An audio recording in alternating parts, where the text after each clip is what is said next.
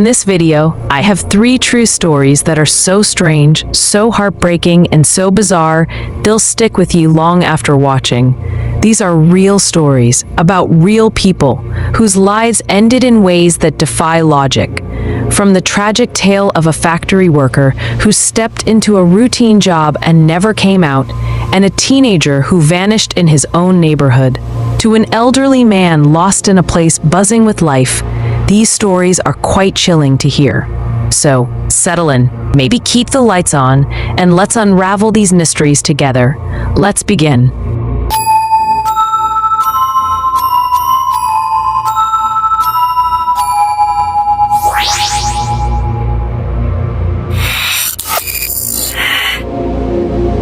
Story 1.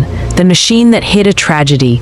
In Santa Fe Springs, California, on October 11, 2012, Jose Milena, 62 years old, is starting his shift at Bumblebee Foods, a massive tuna canning plant. The factory is filled with the sounds of conveyor belts whirring and cans clinking. The air is thick with the smell of fish and metal. Jose's a veteran employee, the kind of guy who knows every corner of the factory, always ready with a nod or a quick joke for his coworkers. That morning, his job is to do maintenance on one of the plant's industrial pressure cookers, a 35-foot-long steel beast used to sterilize tuna at blistering temperatures. It's not glamorous work, but Jose's done it 100 times. He grabs his tools, steps inside the oven, and starts tinkering. Just another day, or so he thinks. But sadly, Jose's story is about to take a dark turn. While Jose's inside, focused, maybe wiping sweat from his brow, something's happening outside. A coworker, unaware that Jose was still inside the oven, mistakenly believed he had stepped away, perhaps to the bathroom. Without checking, the coworker begins loading the oven with 12,000 pounds of tuna and then activates the oven. The oven kicks on with a deep, mechanical groan. Inside, the temperature starts climbing, 100 degrees, 150, 200, all the way to 270 degrees Fahrenheit. Steam hisses, the pressure builds, and the machine runs for 2 solid hours. Nobody hears anything unusual over the factory noise. Nobody knows that Jose is still inside. No one can hear his screams for help over the loud sounds of the environment. And so he's trapped in a metal coffin that's getting hotter by the second.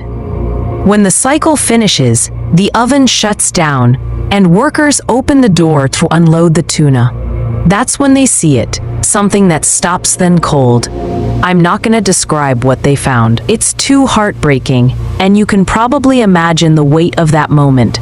Sadly, Jose's life had come to a horrifying end. Jose's co-workers were devastated, his family shattered. Investigations later revealed a catastrophic failure in communication and safety checks. Bumblebee Foods paid a historic $6 million settlement, including $1.5 million to Jose's family, and 2 managers faced criminal charges for violating workplace safety laws. This heartbreaking incident underscored the critical importance of workplace safety and left a lasting impact on the industry. Jose's story is a chilling reminder that even the most routine job can hide a deadly trap if the smallest detail goes wrong. Story 2. The boy who vanished across the street. Port Clinton, Ohio, is a small town of about 6,000 people where neighbors wave from porches and kids ride bikes down the street. It's December 20th, 2019, and 14-year-old Harley Dilly is getting ready for school. Harley's your typical teenager, loves gaming, maybe argues with his mom about homework. He's got this infectious grin, the kind that lights up a room. That morning, he pulls on his red jacket, slings his backpack over his shoulder, and heads out the door, telling his mom he'll see her later. By midday, Harley's mom, Sarah, realizes something's off. He's not at school, not answering his phone. She calls the police, and suddenly, this quiet town is buzzing with worry. Volunteers fan out, search dogs sniff through parks, and drones hum overhead. Harley's face is everywhere, on flyers, on social media, on the local news. People are whispering theories. Did he run away? Was he taken? Weeks drag on, and hope starts to fade. Port Clinton Police Chief Robert Hickman and his department soon faced social media-fueled protests and baseless accusations of ineptness, corruption, and even complicity in Harley's supposed murder.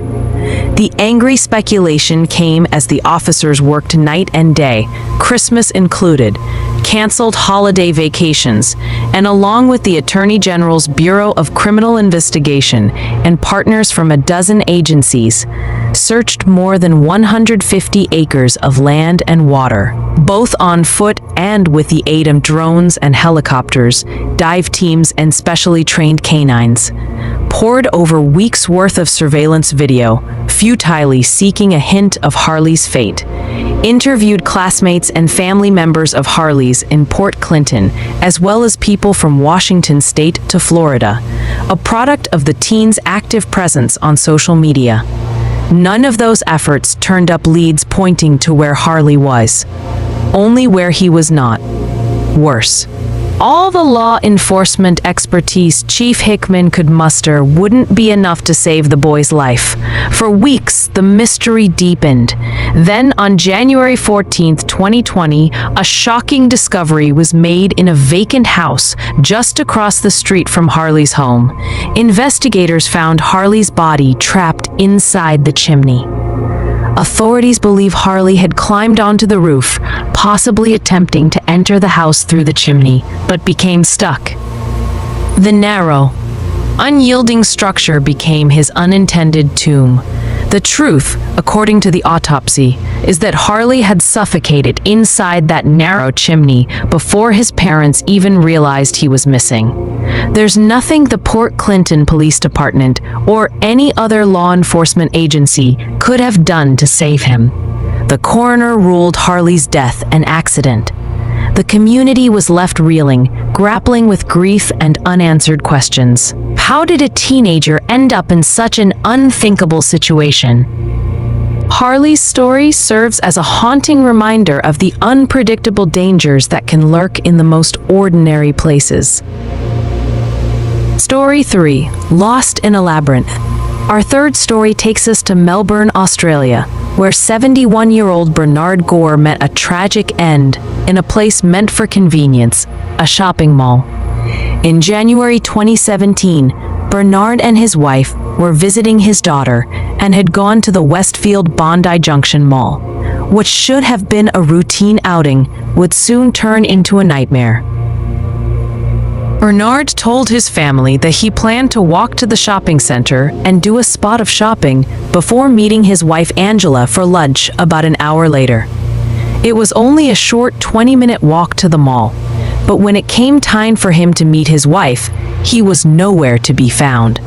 Angela, who'd been married to the 71-year-old for 50 years, soon became concerned and searched the shopping center for her missing husband. She was immediately concerned when she realized that he could have wandered away and could be anywhere, whether he was lost in the large mall or had gotten lost along the way. Later that evening, she filed a missing persons report with local authorities in Australia. In their search for Mr. Gore, security officers and police only reviewed CCTV from certain Westfield pedestrian entrances and the area surrounding Woolworths, leading them to believe he never arrived. The CCTV videos showing Mr. Gore's entry to Westfield, his walk through the shopping center, and the moment he paused and turned into the fire stairwell were not examined by searchers. On January 25, 2017, a maintenance worker was checking an unused part of the mall, a back stairwell, all concrete and flickering lights, the kind of place you'd see in a horror movie. He turns a corner and freezes. There, slumped in a narrow alcove, is Bernard. He'd wandered into that stairwell, likely disoriented, and couldn't find his way out. The maze of locked doors and dead-end corridors trapped him.